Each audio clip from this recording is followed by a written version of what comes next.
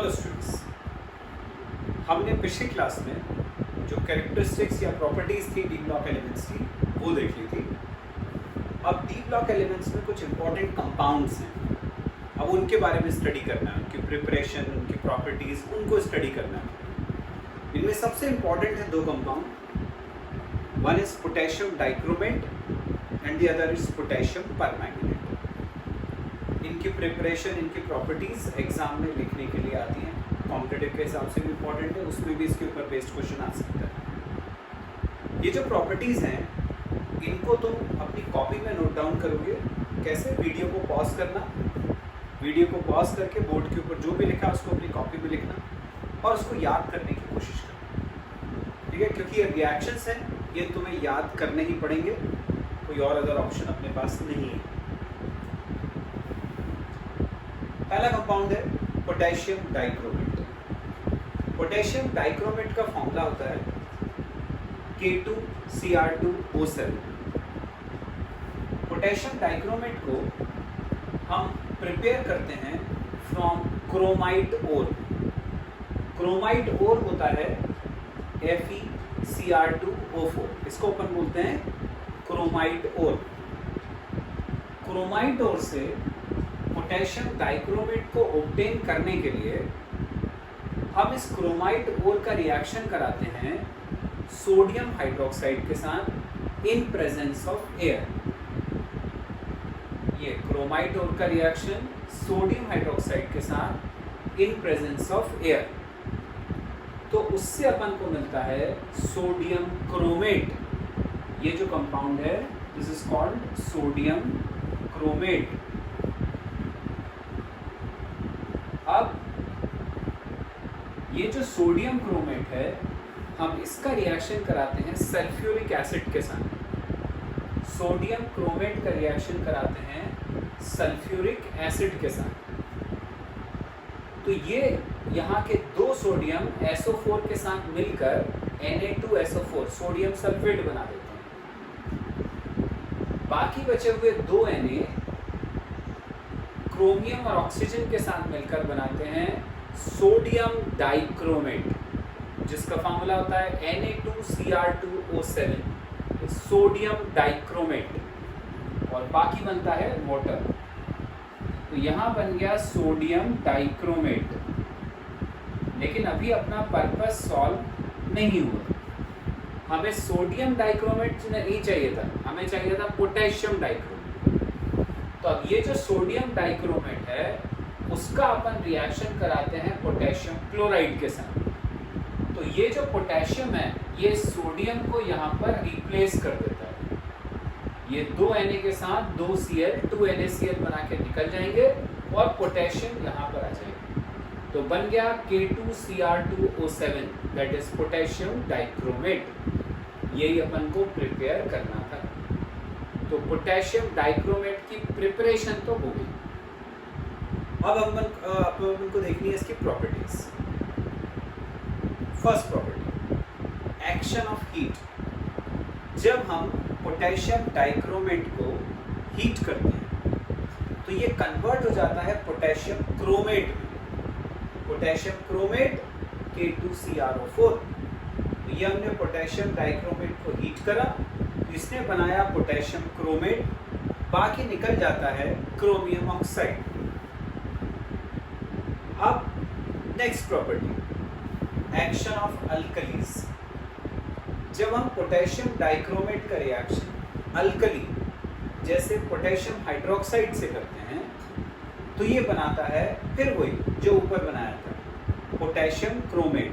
मतलब दोनों ही केसेस में पोटेशियम डाइक्रोमेट कन्वर्ट हो जाता है इनटू पोटेशियम क्रोमेट। नेक्स्ट है action of concentrated sulphuric acid. जब पोटेशियम डाइक्रोमेट रिएक्ट करता है सल्फ्यूरिक एसिड के साथ तो ये फिर बनाता है क्रोमियम ऑक्साइड एंड KHSO4, मतलब पोटेशियम हाइड्रोजन सल्फेट। आ गया। नेक्स्ट प्रॉपर्टी है बच्चों ऑक्सीडाइजिंग प्रॉपर्टी। पोटेशियम डाइक्रोमेट एक अच्छा ऑक्सीडाइजिंग एजेंट होता है। ये बहुत से कंपाउंड्स को ऑक्सीडाइज करने का काम करता है। जैसे फर्स्ट पॉइंट है, it oxidises iodides to iodine, iodide को आयोडीन में बदल देता है। आयोडाइड जैसे Ki potassium iodide, sodium iodide Na, उससे अपन को क्या दे देगा ये आयोडीन I2। तो ये Cr2O7 2 माइनस आयंस जो अपन को कहां से मिले, पोटेशियम डाइक्रोमेट से, ये रिएक्ट करते हैं 14H+ जो अपन को कहां से HCl से मिल सकते हैं, और आयोडाइड के साथ जिसको हमें कन्वर्ट करना है। तो ये क्रोमियम आयंस अलग हो जाएंगे, जो I- था वो आयोडीन में कन्वर्ट हो जाएगा, ये जो H+ था ये वाटर बना के निकल जाएगा। तो इस तरह से जो पोटेशियम डाइक्रोमेट था उसने आयोडाइड को आयोडीन में कन्वर्ट कर दिया। इसी का नेक्स्ट पॉइंट है, it oxidises ferrous salts to ferric salts. तुम जानते हो बच्चों आयरन की दो वैलेंसी होती है, +2 और +3। Fe2+ को अपन बोलते हैं फेरस, Fe3+ को अपन बोलते हैं फेरिक। पोटेशियम डाइक्रोमेट क्या करता है, Fe2+ को Fe3+ में कन्वर्ट कर देता है, मतलब फेरस को उसने फेरिक में कन्वर्ट करा, क्योंकि यहाँ पर वैलेंसी बड़ी है +2 से +3, इसलिए उसका ऑक्सीडेशन हुआ। तो Fe2+ ऑक्सीडाइज होकर Fe3+ में कन्वर्ट हो जाता है। कैसे कन्वर्ट होता है, इस रिएक्शन से। डाइक्रोमेट आयन जो अपन को पोटेशियम डाइक्रोमेट से मिला 14H+ से रिएक्ट करता है, 6Fe2+ से करता है।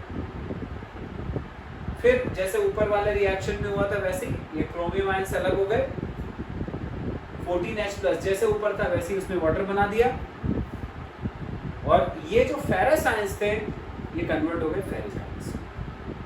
काफी सिमिलर है दोनों रिएक्शंस, इनको याद करना है तुम्हें। नेक्स्ट है, ऑक्सीडाइज करता है हाइड्रोजन सल्फाइड को सल्फर में, हाइड्रोजन सल्फाइड को सल्फर में बदल देता है। ये डाइक्रोमेट आयन हाइड्रोजन सल्फाइड के साथ रिएक्ट करता है 8H+ की प्रेजेंस में। पिछले दोनों रिएक्शन में हमने लिया था 14H+, यहाँ पर 8H+। तो ये जो H2S का S है वो तो अलग हो जाता है, सल्फर अलग हो जाता है। ये जो H+ आयंस हैं ये वाटर बना देते हैं, और बाकी क्रोमियम जैसे अभी तक बनाते आ रहे थे अपन, वो 2Cr3+ आयंस के फॉर्म में सेपरेट हो जाते हैं। तो इस तरह से H2S को हमने सल्फर में कन्वर्ट कर दिया। नेक्स्ट है, it oxidises sulphur dioxide to H2SO4।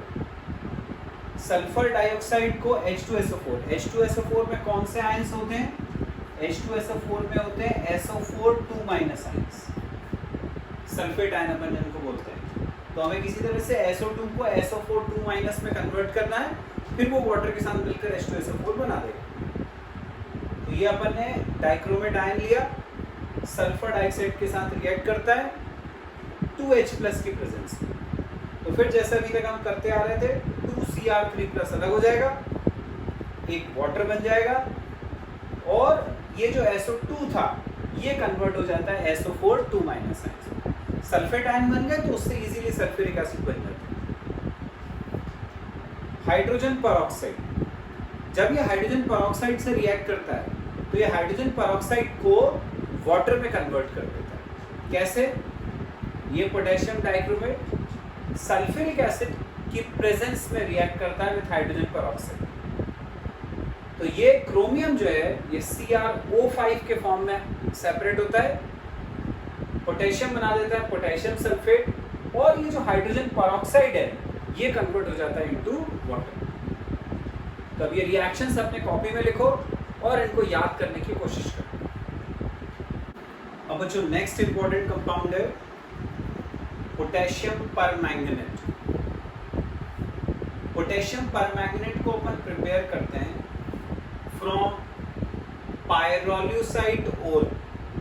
Pyrolusite जो है ये मैंगनीज का ओर होता है, MnO2। इससे अपन को बनाना है यदि पोटेशियम परमैंगनेट, तो हम MnO2 का रिएक्शन कराते हैं पोटेशियम हाइड्रोक्साइड के साथ इन प्रेजेंस ऑफ ऑक्सीजन। तो ये बनाता है K2MnO4। K2MnO4 को हम बोलते हैं पोटेशियम मैंगनेट।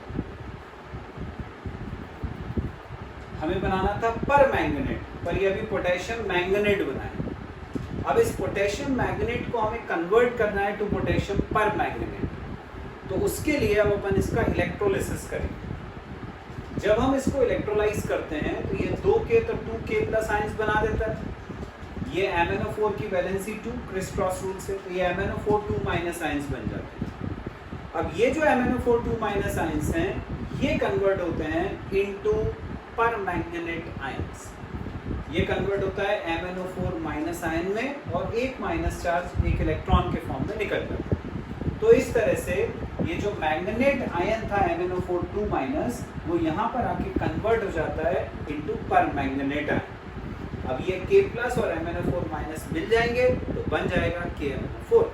तो अपन ने प्रिपेयर कर लिया पोटेशियम पर मैंगनेट। अब इसकी प्रॉपर्टीज देखते हैं। पहली है हीट।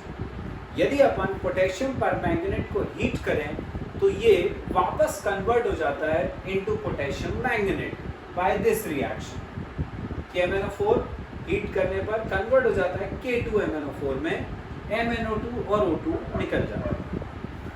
नेक्स्ट है ऑक्सीडाइजिंग प्रॉपर्टी। अब इसकी ऑक्सीडाइजिंग प्रॉपर्टी जो है वो एसिडिक मीडियम में अलग, बेसिक मीडियम में अलग और न्यूट्रल मीडियम में अलग होती है। एसिडिक मीडियम में देखें मतलब एसिड के साथ रिएक्शन कराना, तो पोटेशियम परमैंगनेट का रिएक्शन सल्फ्यूरिक एसिड के साथ कराया, तो पोटेशियम और सल्फेट मिलकर बना देगा K2SO4 potassium sulphate.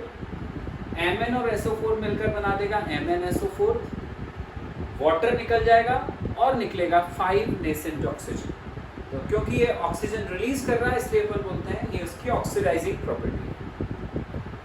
Neutral medium में जैसे अपन ने वाटर के साथ रिएक्ट कराया जो न्यूट्रल होता है, तो ये पोटेशियम वाटर के अंदर प्रेजेंट OH से रिएक्ट करके KOH बना देगा। Mn ऑक्सीजन के साथ रिएक्ट करके MnO2 बना देगा और 3 ऑक्सीजन रिलीज हो जाएंगे नेसेंट ऑक्सीजन। बेसिक मीडियम में जैसे मान लो हमने KOH से कराया रिएक्शन तो ये वापस K2MnO4 में कन्वर्ट हो जाता है।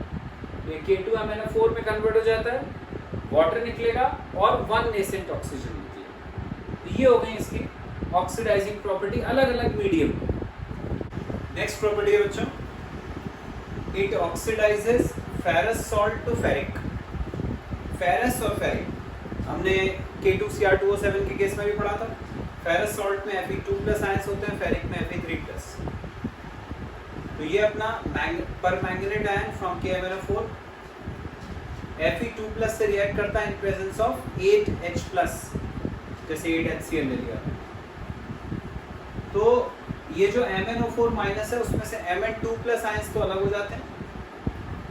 ये 8H+ और ये 4O- ये मिलकर बना देंगे 4H2O। वो बाकी ये जो Fe2+ था ये कन्वर्ट हो जाता है इनटू Fe3+। तो फेरस कन्वर्ट हो गया फेरिक, मतलब उसका ऑक्सीडेशन।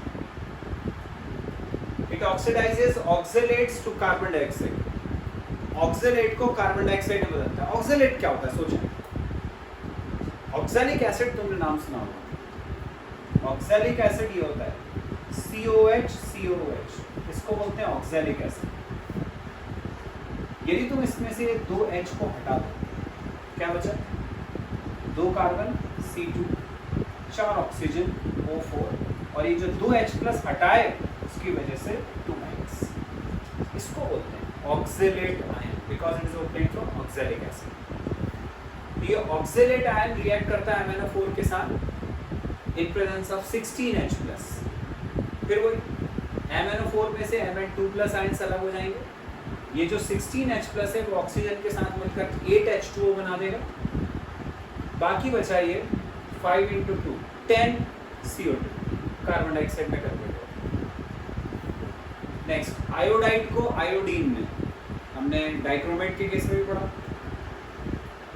ये MnO4- आयंस आयोडाइड आयन के साथ रिएक्ट करते हैं in presence of 16H+।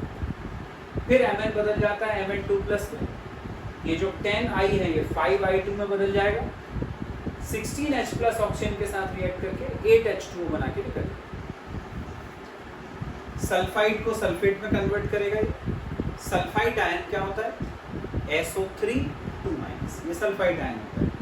Sulphate में बदलेगा, सल्फेट क्या होता है? SO4 2 minus. तो SO3 को SO4 में बदलना, रिएक्ट करता है MnO4 माइनस के साथ इन प्रेजेंस ऑफ 6H+। तो ये जो 2 Mn है ये फिर वही Mn2+ बना देगा। सल्फाइड बदल जाएगा सल्फेट में, जबकि जो 6H है वो बना देंगे 3H2। तो ये बच्चों अपन ने दो बहुत इंपॉर्टेंट कंपाउंड थे इस चैप्टर के, वो पढ़ लिए, potassium dichromate and potassium permanganate. Method जैसा मैंने तुम्हें बताया उसी को फॉलो करना। वीडियो को पॉज करके इन केमिकल रिएक्शंस को अपनी कॉपी में लिखना और उन्हें एज इट इज याद रखने की कोशिश करना। यदि तुम्हें पढ़ के याद नहीं होता है तो लिख लिख के याद करो, पर ये रिएक्शंस तुम्हें याद करने पड़ेंगे, एग्जाम में ये लिखने के लिए आते हैं।